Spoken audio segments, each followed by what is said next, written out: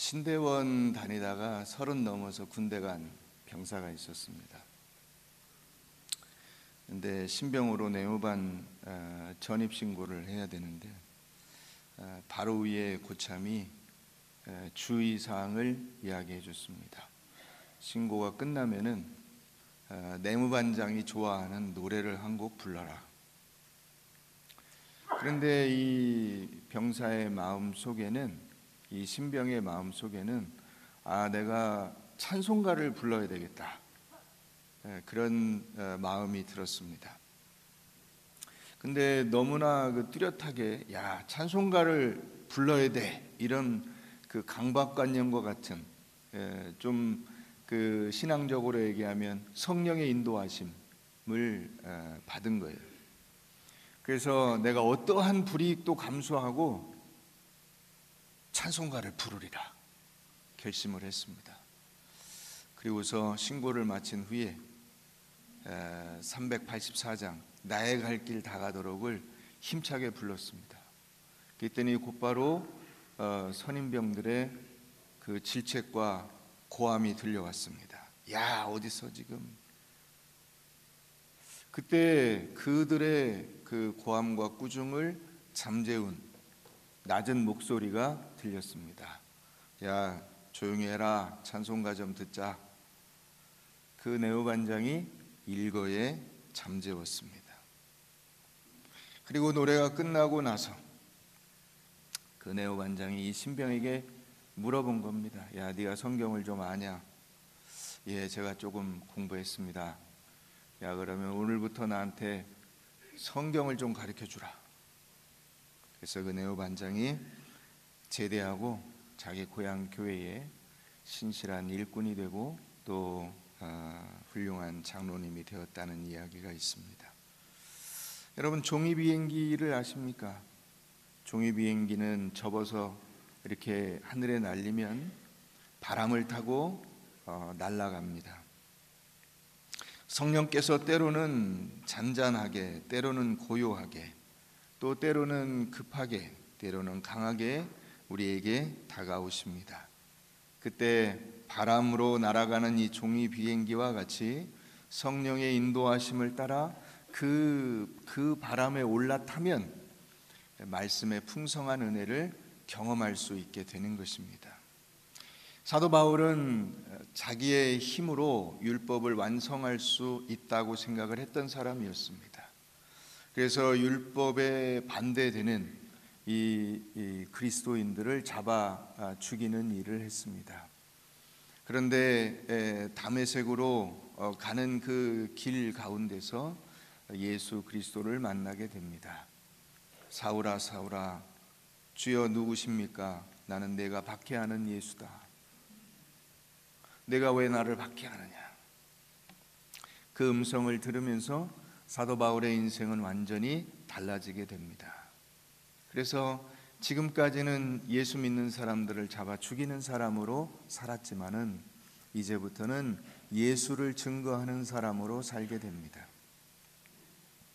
그가 이방인의 사도가 되어서 그 지금의 터키 중부 지역인 갈라디아 지역에 가서 교회를 세웠습니다. 그리고 나서 자기는 또 다른 곳으로 이동해서 복음을 전하고 있는데 그 갈라디아 교회에 소문이 들려왔어요.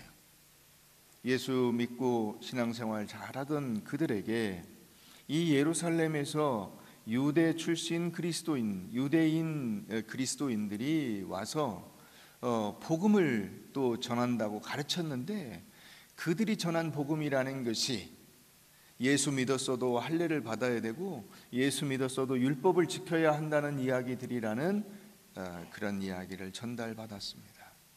그래서 이 사도 바울이 갈라디아서를 쓰게 된 겁니다. 우리가 율법과 또 행위로 구원받는 것이 아니라 오직 믿음으로만 구원받는 것이다 하는 것을 명확하게 설명한 말씀이 바로 갈라디아서입니다. 일반적으로는 국가와 혹은 일반적인 종교에서 추종자를 종으로 만듭니다. 그래서 이스라엘 백성들이 원래 왕이 없었는데 왕을 달라고 할 때 하나님께서 하신 말씀이 뭐였냐면 너희가 왕을 세우면 그 왕이 너희를 종으로 만들 것이다. 이런 위험성을 경고했습니다. 대표적으로 많은 이단들이 그 추종자들의 물질이나 능력이나 시간을 착취하고 종으로 부려먹습니다. 그런 현상은 이 추종자들도 스스로를 종으로 생각하기 때문에 일어나는 일입니다. 여러분, 그래서 우리가 자기 자신을 뭘로 보느냐 하는 것이 굉장히 중요한 거예요. 나를 하나님 앞에서 종으로 보느냐 아니면 나 스스로를 하나님의 자녀로 인식하느냐 하는 것은 매우 중요한 일입니다. 창세기 1장 26절 27절에 보면 하나님께서 인간을 지으실 때 하나님의 형상으로 만드셨다는 이야기가 나옵니다. 여기 하나님의 형상이라는 것이 어떤 의미를 가지고 있냐면 대리 통치자라고 하는 의미를 가지고 있습니다.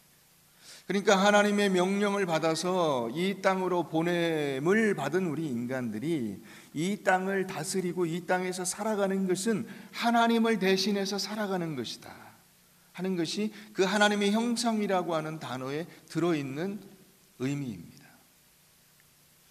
그 대리 통치자 혹은 하나님의 형상이라는 것을 다른 단어로 표현한 것이 있습니다. 그게 뭐냐면 바로 아들이라고 하는 단어입니다. 시편 2편 7절 말씀에 보면 너는 내 아들이라 오늘 내가 너를 낳았도다 하는 구절이 나오는데 이 시편 2편은 왕의 대관식, 왕이 왕으로 그 왕관을 쓰고 취임하는 때에 불렀던 노래입니다. 그때 하나님께서 그 왕에게 하시는 말씀이 뭐냐면 너는, 다시 말하면 그 왕은 내 아들이다. 내가 오늘 너를 낳았다 라고 말씀하시는 것인데 내 아들이라고 하는 이 단어가 바로 대리 통치자라는 것입니다. 내가 너를 왕으로 세웠으니 너는 가서 내 뜻과 내 계획을 이 땅에 실현해라 라고 말씀하시는 것입니다.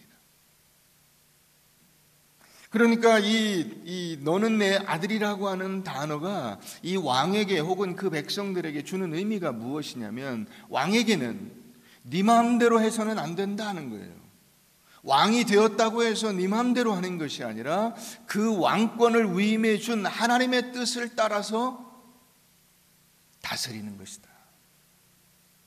동시에 백성들에게는 그 왕이 진정한 통치자이신 하나님의 위임을 받아왔으니 그 왕의 지시를 잘 따르라는 명령도 동시에 드는 것입니다. 예수님께서 세례를 받으시고 그 요단 강물에서 올라오실 때 하늘에서 똑같은 음성이 들렸습니다. 이는 내 기뻐하는 자요 내 사랑하는 아들이다. 그 말의 뜻은 단순히 예수님이 그 성부 하나님의 독생자 되신만을 말하는 것이 아니라 하나님의 위임을 받은 대리 통치자라고 하는 것을 의미하는 것입니다. 그래서 요한복음 16장 17장 여기에서 예수님께서 끊임없이 제자들에게 강조하시고 하나님 앞에 기도할 때 고백하는 것이 무엇입니까? 아버지와 나는 하나이고 내가 아버지의 뜻대로 순종하여 이들에게 사역을 감당했습니다 하는 것입니다.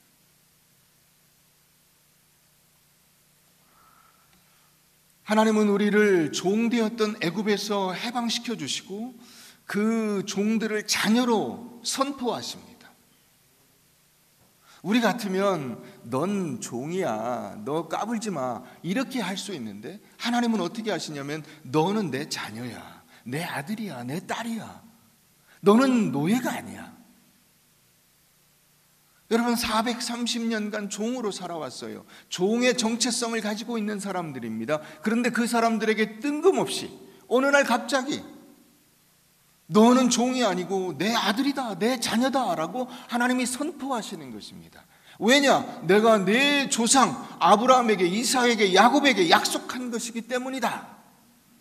이것을 하나님이 말씀하십니다. 종으로 착각하는 인간에게 너희는 종이 아니라 내 자녀라고 말씀하시는 것입니다. 그리고 하나님 당신 스스로도 주인으로 불리기보다 무엇을 더 좋아하시냐면 바로 아빠, 아버지라고 불리기를 원하신다는 것입니다. 여러분, 우리가 아버지와 아빠도 느낌의 차이가 큽니다. 그죠? 아빠는 누가 부릅니까? 더 친근함이 많이 가미된 뜻으로 친한 아들이 부르는 것입니다. 조금 격식을 차리는 아들은 아빠라고 안 부릅니다. 아버지라고 불러요. 여러분, 우리가 4장 6절 한번 가보세요. 4장 6절. 4장 6절 다 같이 한번 읽어보겠습니다. 시작.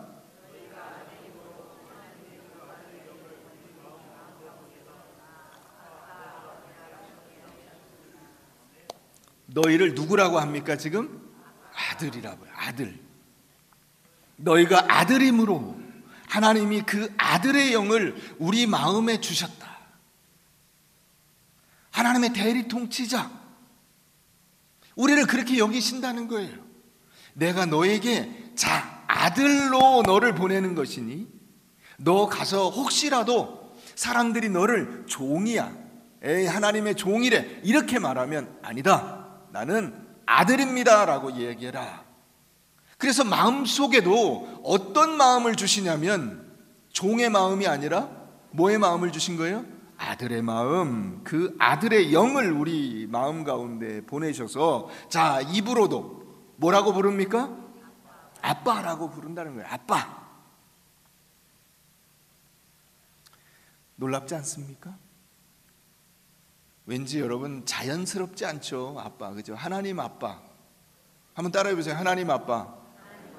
네. 왜 자연스럽지 않을까요? 불러본 적이 없으니까. 하나님을 아빠라고 불러본 적이 없어요. 자, 우리 옆에 있는 분들에게 남녀간에는 알아서 하시고요. 네. 한번 고백해 보겠습니다. 사랑합니다. 사랑합니다. 예. 남의 그 외간 여인과 남자를 보고는 하지 마시고, 자, 사랑합니다. 익숙합니까? 대단하신 분인데. 왜냐하면 이게 익숙하지 않거든요. 왜냐하면 우리가 그런 얘기를 잘 해본 적이 없어요. 해본 적이 없어서 자연스럽지가 않아요. 그래서 연습을 해야 됩니다. 우리가 자연스러운 거는 뭐냐면은 눈 깔아, 까불어, 이런 거가 익숙하잖아요. 그죠? 집에서도 그래 왔잖아요. 형한테 맨날 얻어맞고 막, 그죠? 그랬는데 이 사랑합니다라는 말을 하나님에게서 우리가 들었다고 생각을 해보세요. 익숙하지 않죠. 그죠? 닭살입니다. 그런데 하나님이 우리에게 뭐라고 불려지길 원하신다고요? 아빠라고 불려지길 원하신다는 거예요. 우리에게 자녀의 정체성을 주신다는 거예요. 그 자녀라는 것이 너무나 당연하다는 거예요. 하나님이, 우리는 종으로 생각하고 있는데 하나님은 그렇게 먼저 말씀을 하시는 거예요. 여러분, 그러면 이 아빠라고 부를 수 있는 부자 관계가 노력으로 되는 것이냐 하는 것입니다. 열심히 여러분 가서 누군가에게 용돈도 주고 뭐 섬기고 막 이러면 딸이 되고 아들이 됩니까? 너무나 살갑고 좋은 사람일 수는 있지만 딸이 되고 아들이 될 수는 없어요. 딸이 되고 아들이 되는 것은 낳았거나 아니면 양자로 드리는 이 법적인 관계가 요구되는 것입니다. 그래서 하나님이 언약의 하나님임을 강조하는 거예요. 뭐 때문에? 우리들과 하나님 사이가 이렇게 부자간, 부녀간의 그 법적인 관계라는 사실을 알려주시기 위해서예요. 그러니까 언약이라고 하는 것은 법적인 관계거든요. 법적인 선포예요. 너희가 내 자녀다라는 것은 단순히 그냥 내 자녀같이 친근한 사람이야 이 뜻이 아니고 진짜로 법적인 자녀예요. 그 법적인 자녀됨을 하나님께서 만드시기 위해서 뭘 해주신 것이냐? 독생자까지 아낌없이 주신 게 자기 친아들을 내주셨다는 거예요. 우리를 위해서. 이것을 복음이라고 하는 것입니다. 하나님은 이것을 하갈과 사라 그리고 이스마엘과 이삭을 통해서 이 갈라디아서에서 설명을 해주시는 거예요. 하갈은 종이었잖아요. 종이 낳은 아들은 친자식이에요? 아니면 종이에요? 종인 거예요. 그건 친자식이 아닌 거예요. 누가 낳아야 친자식인 거예요? 사라가 낳아야 친자식인 거예요. 그래서 그 아브라함의 이야기에는 두 아들, 두 엄마, 두 언약, 그리고 이 두 예루살렘에 관한 이야기가 이 갈라디아서에 설명이 되어 있습니다. 이스마엘과 이삭, 하갈과 사라, 또 그 율법의 아들과 언약의 아들, 행위로 구원 얻는 것과 믿음으로 구원 얻는 것, 이것이 비교되어 있어요. 약속의 자녀가 되는 방법은 행위로는 불가능해요. 종은 가족과 같은 존재가 될 수는 있지만 가족이 될 수는 없다는 거예요. 하나님의 가족으로 들어가는 길은 오직 인격적으로 예수를 믿고 하나님 아버지의 은혜를 받아야만 가능하다. 이것이 사도 바울의 설명이에요. 그러면 우리가 종과 비교할 때 자녀는 어떤 존재가 자녀냐? 첫째로 자녀는 하나님의 은혜를 아는 존재예요. 하나님의 은혜를 아는 존재. 갈라디아인들은 수많은 신들을 섬겼어요. 근데 그 수많은 신들을 섬기다가 복음을 듣게 된 것입니다. 이 수많은 신들을 섬길 때는 어떻게 했어요?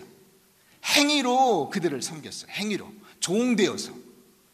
너는 바쳐야 돼, 뭐 해야 돼, 막 이런 그 행위의 명령을 들으면서 섬겼어요. 그러다가 예수 그리스도의 복음을 들은 거예요. 예수님이 그 모든 것을 다 했으니 너는 해야 된다, 하지 말아야 된다, 이런 얘기 듣지 말고 하나님이 내가 다 했다, 너는 할 게 없다, 너는 그저 내 자녀가 된 것을 즐겨라 하는 이 복음을 듣고 예수를 믿고 그리스도인이 된 거예요. 그랬는데 어디로 갔냐면 다시 와가지고 누군가가 와서 사도 바울이 떠난 틈에 몰래 이상한 사람들이 와가지고 야, 할례도 받아야 돼, 야, 율법도 지켜야 돼, 야, 그리스도인이 그냥 맨입으로 되는 줄 알아, 네가 뭔가를 해야지, 이런 얘기를 듣고 아 그래? 그리고 그쪽으로 가버렸다는 거예요. 이것을 사도 바울이 1장에서 다른 복음이라고 이야기하는 것입니다. 다른 복음은 있어요, 없어요? 없습니다. 다른 복음은 없어요. 오직 예수 그리스도를 믿는 것 외에는 어떠한 복음이 없어요. 기독교는 하나님을 만나고 하나님을 알고 하나님과 교제를 나누는 종교인 것입니다. 하나님께서 나를 알고 내게 다가와 주셔서 나를 만나 주셨기 때문에 내가 그분을 알고 그분과 이 아빠와 자식의 관계를 나누는 이 친밀한 관계가 형성이 되었다는 것이 이거 믿음인 거예요.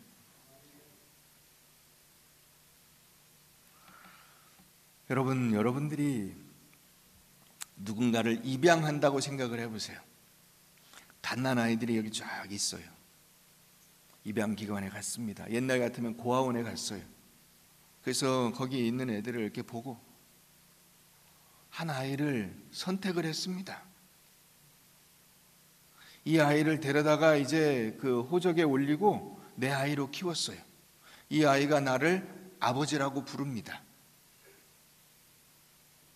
이 아이가 나를 아버지라고 부르기 이전에 무엇이 있는 것입니까? 나의 선택과 그 아이를 무조건적으로 내 자녀로 입양을 시키는 그 법적인 조치가 있는 것입니다. 그게 있었기 때문에 이 아이가 자라서 그 아빠를 아빠라고 부를 수 있게 된 거예요. 그것이 바로 하나님을 안다는 것이고 하나님의 은혜라고 하는 것입니다. 두 번째, 자녀는 아버지의 가르침을 즐거워합니다. 하나님의 아들이나 딸은 하나님의 말씀 안에서 참된 참된 복을 발견하는 자들입니다. 그래서 여러분 4장 15절도 한번 보세요. 15절 너희의 복이 지금 어디 있느냐 그랬죠. 이 말은 무슨 말이냐면 너희의 복이 무엇이냐 하는 말이에요. 너희의 복이 무엇입니까? 16절 가보세요. 내가 너희에게 참된 말을 함으로. 하나님의 말씀이 바로 우리에게 복인 거예요. 그들의 복은 그들이 종이었다가 아들로 바뀐 것이며 신분이 바뀐 것이며 우리를 사랑하시는 그분의 말씀을 듣는 것이 바로 우리의 복인 것입니다. 여러분, 우리가 잘 깨달아야 돼요. 우리가 교회에서 무언가를 한다는 것이 복이 아니에요. 그것은 하나님이 베푸신 그 복과 은혜에 대한 나의 보답의 삶이요, 애쓰는 것이지 그것 자체는 아무것도 아닌 거예요. 그것과 상관없이 우리는 예수를 믿어 구원을 받은 하나님의 자녀가 된 것입니다. 할렐루야. 우리가 이것을 착각하지 말아야 돼요. 우리가 예수를 믿는 즐거움은 하나님의 말씀을 듣고 깨달아가는 것입니다. 이것을 놓치면 모든 것을 놓치는 거예요. 모든 것을. 자, 그래서 세 번째, 자녀는 어떻게 되느냐? 자녀는 아버지를 닮아가는 것입니다. 여러분, 여러분들의 자녀를 낳아놓고 신기하지 않습니까? 세월이 지나갈수록 그 아이가 나를 닮고 아내를 닮고, 그죠? 아이가 엄마를 닮고 아빠를 닮고 기가 막혀요. 그래서 우리 속담에 씨는 못 속여요.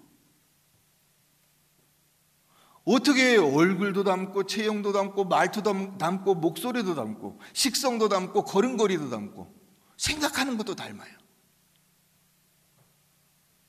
자랄 때는 그것이 좀 싫습니다.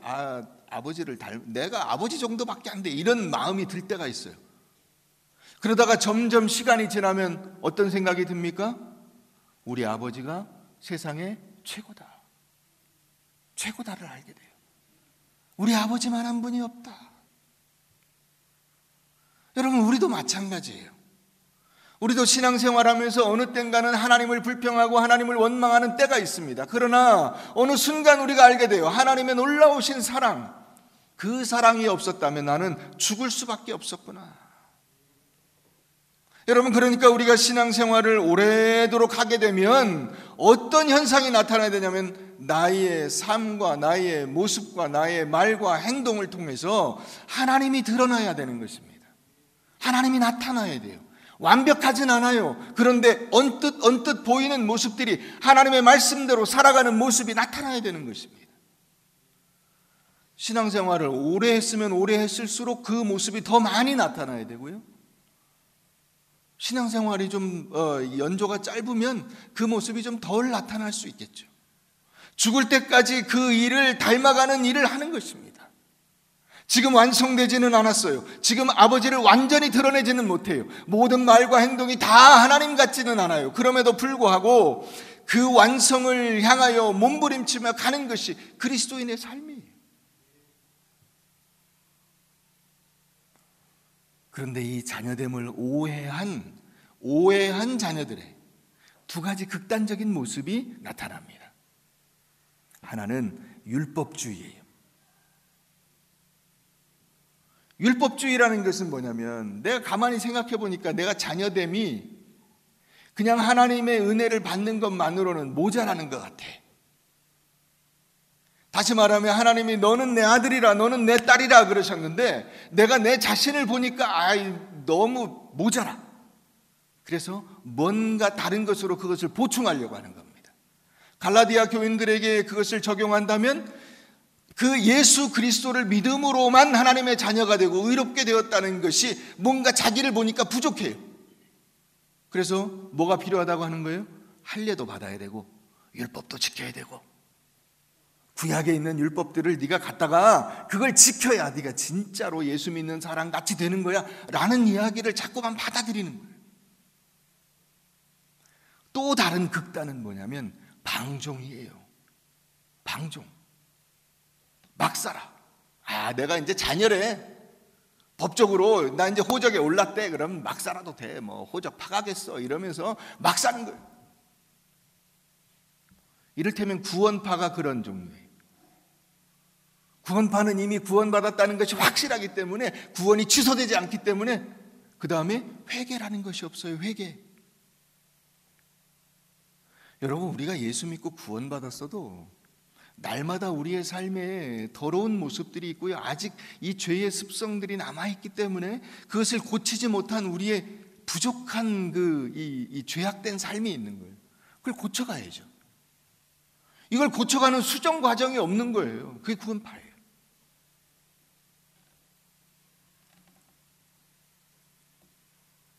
율법주의는 자유가 없는 의무에 짐을 지는 것이요, 방종은 의무가 없는 자유를 선언하는 것입니다. 자, 5장 13절 다시 가봅니다. 13절을 한번 다 같이 읽어보겠습니다. 시작.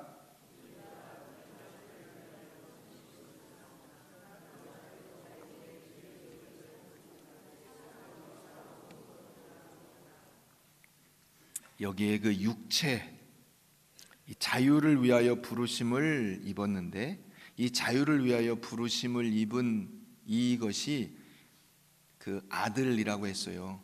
법적인 자녀가 된 거예요.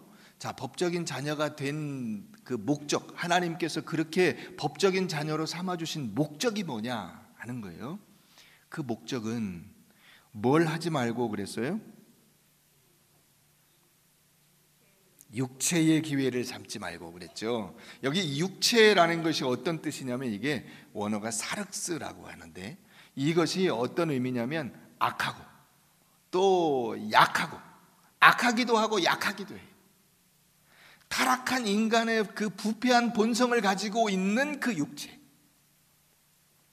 다시 말하면 우리가 이 사람으로 살아갈 때 왜 좀 막 그 피상적이고 육체적이고 쾌락적이고 세상의 즐거움을 탐하고 이렇게 그 노세 젊어서 노세 같이 뭐 세상이라는 것이 뭐 즐기는 것이지 뭐 있어요, 이러면서 사는 거예요. 그 부패한 육체의 본성을 따라 사는 거예요.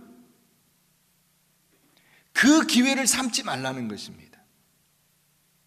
요한복음 8장 34절에 보면 예수님께서 뭐라고 하셨냐면, 진실로 진실로 너희에게 이르노니 죄를 범하는 자마다 죄의 종이라 그랬어요. 이 죄의 종으로 사는 삶이에요. 그게 육체의 그 기회를 삼는 것입니다.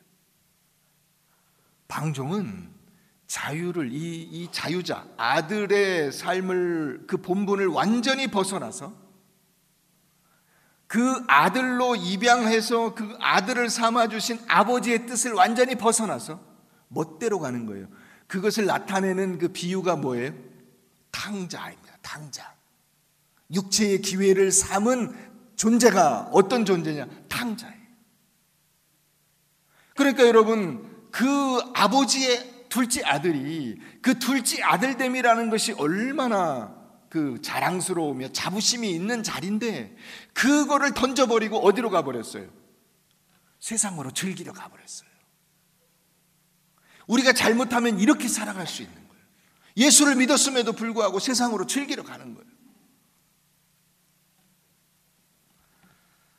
그래서 그렇게 하지 말고 사랑으로 종로로 되라 그럽니다. 종에서 자녀를 삼아주셨는데 왜 다시 종으로 가라고 합니까? 이게 참 자유라는 거예요. 참 자유. 여러분, 부모됨의 참 자유는 무엇일까요? 자녀의 종이 되는 것입니다. 억지로 종이 되는 것이 아니라 즐거운 종이 되는 거예요. 커가는 아이들을 보니까 다 주어도 아깝지 않은 거예요. 그게 부모됨의 기쁨이잖아요. 아이들이 이 엄마 아빠 하면서 달려가면서 공부하면서 뭐 노래하면서 이런 것을 보는 것만으로도 기쁘잖아요. 그게 참 자유예요. 여러분, 부부됨의 참 자유가 무엇이죠? 그 상대방을 세워주는 거예요. 이게 참 자유라는 거예요. 자, 그러면 모든 그리스도인들이 이 참 자유의 삶을 살기 위해서 해야 될 두 가지, 가지를 말씀드리고 오늘 말씀을 맺겠습니다. 첫째로 육체를 죽여야 합니다. 육체. 따라해보세요. 육체를 죽여야 한다. 자, 그 육체는 어떤 육체냐? 아까 설명한 그 육체, 사륵스. 악하고 약하고 부패한 인간의 본성을 따라 살려고 하는 그 육체. 그 육체를 죽여야 돼. 죄의 본성을 가지고 자꾸 죄악된 그 과거의 삶으로 돌아가려고 하는 그 육체. 그것을 죽여야 돼. 참을 수 없는 중독이라고 하는 책을 쓴 아치볼트 하트라고 하는 박사님이 있어요. 이분이 중독에 대해서 설명을 하는데, 중독은 무엇이냐? 중독은 그 외적인, 실제로 그 중독된 물질과 인간의 문제가 아니고 영적인 문제라는 거예요. 영적인 문제. 영혼의 문제가 있는 거예요. 영혼의 갈급함을 채우지 못하니까 엉뚱한 것으로 그걸 채우려고 한다는 거예요. 그래서 그 아치볼트 그 하트 목사가, 이 박사가 세 가지 비법을 제시했어요. 이 중독에서 벗어날 수 있는 길이 뭐냐? 첫째는 성경을 읽어라. 성경을 읽어라. 하나님의 말씀으로 돌아가지 않고서는 중독의 문제를 해결할 수가 없다. 두 번째, 기도해라. 이 기도는 어떤 기도냐면 존재의 기도예요. 존재의 기도. 내가 하나님 앞에서 어떤 존재이며 하나님께서 나를 어떻게 생각하시는가 하는 거예요. 여러분, 이게 참 중요합니다. 나 자신의 정체성을 바로 아는 것이 굉장히 중요해요. 내가 나를 종으로 생각하면 늘 종으로 살 수밖에 없는 거예요. 그러나 내가 나를 하나님의 자녀로 생각하고 하나님과 인격적인 관계를 맺는 훈련을 하면 훌륭한 자녀로 성장하는 거예요. 기도해야 되는 거예요. 기도. 이 기도는 어떤 기도? 하나님의 임재를 체험하는 기도. 하나님이 내게 다가오셔서 나를 사랑하시고 나를 붙잡아 주시는구나. 나는 하나님의 사랑스러운 자녀구나 하는 것을 깨닫는 기도. 세 번째, 고독을 경험해야 된다. 고독. 이게 무슨 말이냐? 영적 충만과 영적 변화는 고독의 경험이 없이는 일어나지 않는다는 것입니다. 우리가 하나님 앞에서 1대1로 단독자로 만나야 된다는 거예요. 하나님 앞에서 내가 1대1로 그분을 만나야 되는 거예요. 우리가 지난주에 살펴본 것처럼 엘리야가 그 호렙산에서 하나님과 만났잖아요. 세미한 음성 가운데 하나님을 만났잖아요. 그 고독한 순간이 엘리야에게는 그의 모든 사역을 변화시키는 일대의 전환기가 된 거예요. 이 경험을 가져야만 이 중독으로부터, 우리가 세상에 그 탐닉하는 그 중독으로부터 벗어날 수 있다는 것입니다. 여러분, 근데 우리가 이 갈라디아에서 굉장히 유명한 구절 2장 20절을 살펴봤어요. 2주 전에 살펴봤는데, 자, 2장 20절 한번 가보세요. 2장 20절 같이 한번 읽어보겠습니다. 2장 20절 갈라디아서 시작.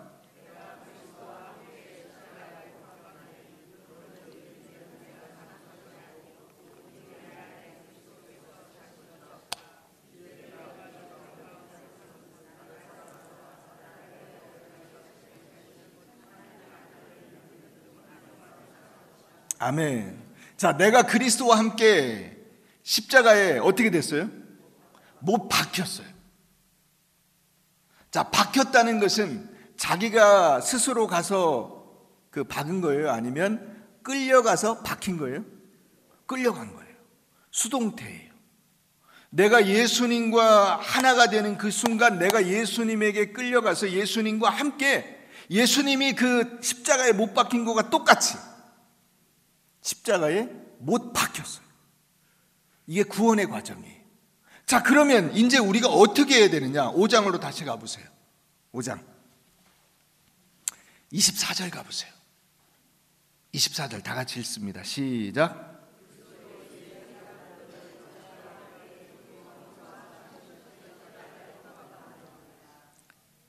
예수의 사람들은 자기 육체, 이 육체는 아까 그 육체입니다.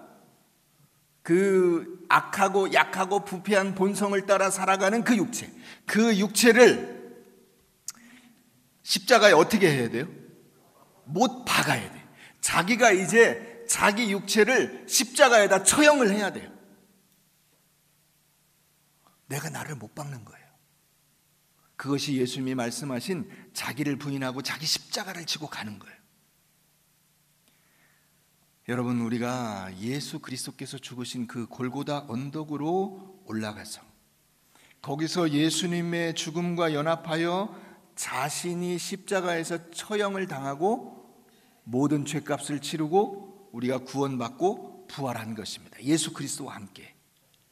자, 그랬는데 내 육체의 본성이 아직도 남아있어요. 왜냐하면 이 죄악의 습성이라는 것이 오랫동안 남아서 없어지지 않거든요. 담배를 끊으신 분들 있죠. 그분들 중에 제가 몇 분을 이렇게 만나서 물어봤어요. 주위에서 있으니까. 담배 피우고 싶지 않으세요? 그러면 그분들이 얘기를 해요. 담배를 피우고 싶은 욕망이 계속 있대요. 있는데 안 피우는 것이지 피우는 욕망 자체가 없어진 것은 아니다. 그런 얘기를 하시더라고요. 그래서 죽을 때까지 끄는 것이라기보다는 안 피우는 겁니다. 이렇게 고백하는 분을 제가 만나봤어요. 여러분, 그렇죠.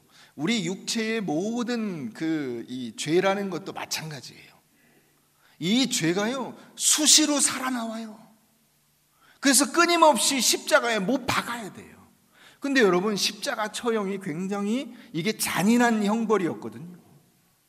그래서 로마 시민들에게는 로마 자기네 시민들에게는 십자가 처형을 하지 않았어요. 극악범이라도 십자가 처형은 하지 않았어요. 왜냐?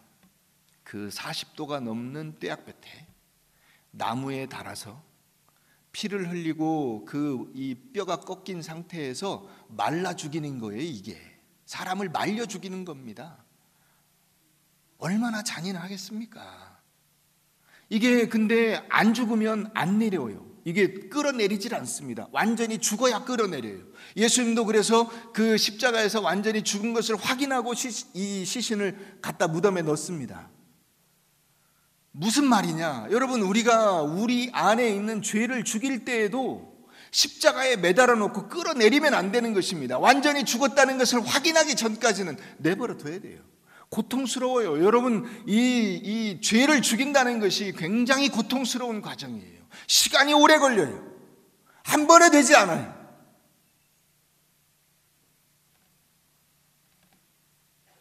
성화가 힘든 이유가 바로 거기 있어요. 우리의 성화가 힘든 이유는 그 죄를 죽일 때 고통스럽기 때문이에요. 십자가에 못 박는 방식이 서서히 죽게 만드는 방식인 것과 같이 그리스도인들이 이 땅에서 살아가는 동안에 자기의 육체의 모든 정욕과 욕심을 완전히 죽일 수 없어요. 그러나 십자가 처형과 똑같이 육체를 십자가에 못 박아서 그 육체의 모든 정욕과 더러움들이 죽을 때까지 계속 그 자리에 두는 것입니다. 죄를 제거하는 손쉬운 방법은 없습니다. 그것은 길고 지속적이고 고통스러운 죽는 것입니다. 우리의 삶 속에 육체적인 욕심과 정욕이 죽을 때까지 지루한 싸움을 벌이는 것입니다. 죄는 이미 예수 그리스도의 십자가로 인해서 치명타를 입었습니다.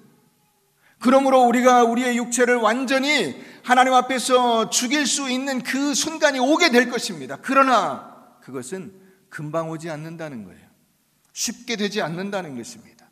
죽을까 안 죽을까 이것이 아니라 언제 죽느냐 하는 것인데, 그 죽는 시점은, 완전히 죽는 시점은 우리가 육체의 생명을 끝내는 그 시점이 될 것입니다. 우리가 예수 그리스도를 만나는 그 시점이 될 것입니다.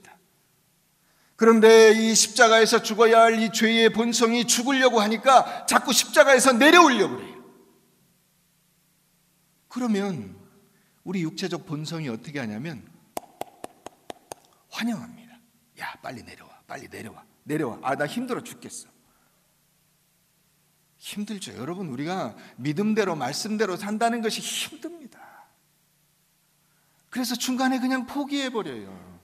야, 너 십자가에 내려와라. 나는 아무래도 안 되겠다.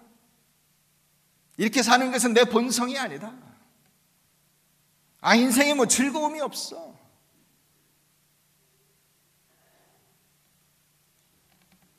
그래서 우리가 적극적으로 그 죄의 본성이 되살아나도록 돕는 것입니다. 여러분, 그때 여러분들이 이렇게 선포하셔야 돼요. 한번 따라해 보겠습니다. 안 돼. 십자가에서 내려오지 마. 내가 머물러 있어야 할 곳은 십자가야. 우리의 죄악된 본성에 대하여 그렇게 선포해야 하는 것입니다.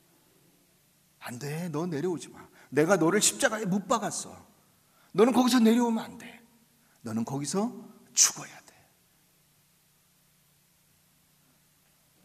첫 번째는 뭐였습니까?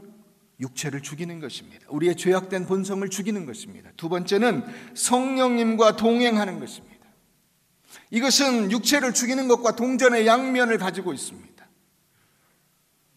육체가 죽어야만 성령이 살아납니다. 성령과 동행하지 않으면 육체의 본성을 따라 살게 되어 있습니다. 이게 그러니까 동전의 앞면과 뒷면과 똑같아요. 육체의 소욕은 성령의 소욕을 죽게 만들고, 성령의 소욕이 살아나면 육체의 소욕을 죽이게 되는 것입니다.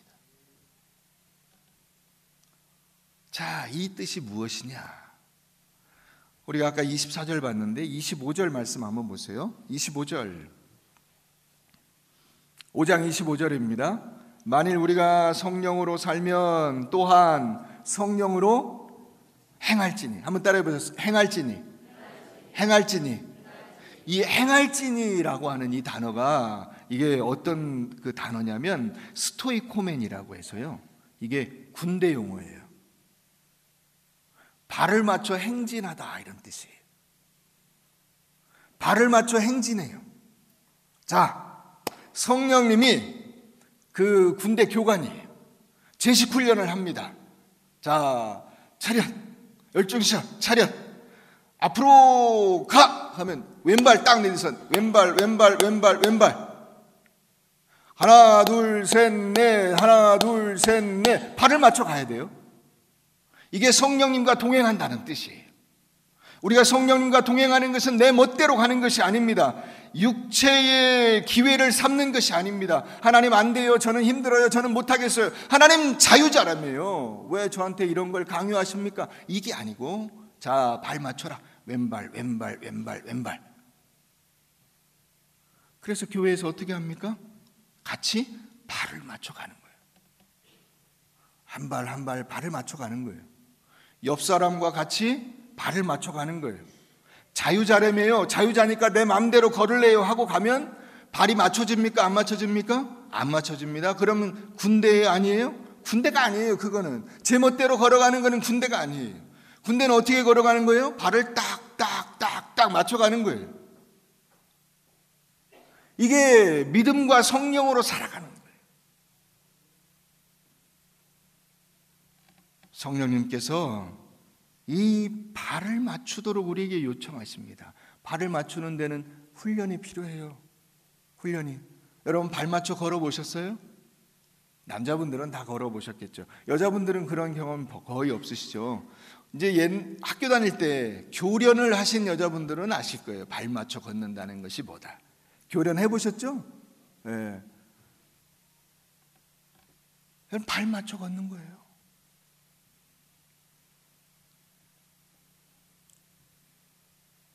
근데 사탄은 어떻게 하냐면 난 못해.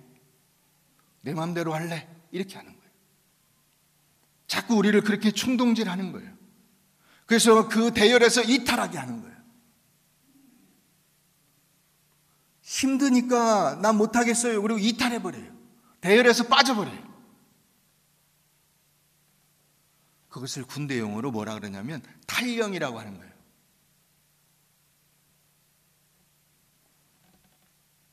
내 육신의 부패한 욕심을 만족시키지 못하면 포기하고 이탈하고 불평하게 만드는 것입니다. 그게 사탄이 하는 일이에요. 여러분, 그러나 우리가 성령과 함께 발을 맞추는 그 훈련을 지속할 때 어떻게 됩니까? 멋지게 발을 맞춰서 갈 수 있는 거예요. 그게 하나님의 영적인 자녀들의 모습인 거예요. 이것이 거룩한 습관이 될 때까지 매일같이 그분과 동행하는 연습을 하는 거예요. 그래서 우리가 어떻게 하라고 되어 있습니까? 사랑으로 서로 종노릇하라. 옆 사람과 발을 맞춰가는 거예요. 이 사람이 왼발을 내딛네, 나도 왼발을 내딛는 거예요. 이 사람이 오른발을 내딛네, 나도 오른발을 내딛는 거예요. 같이 발을 맞춰주는 거예요.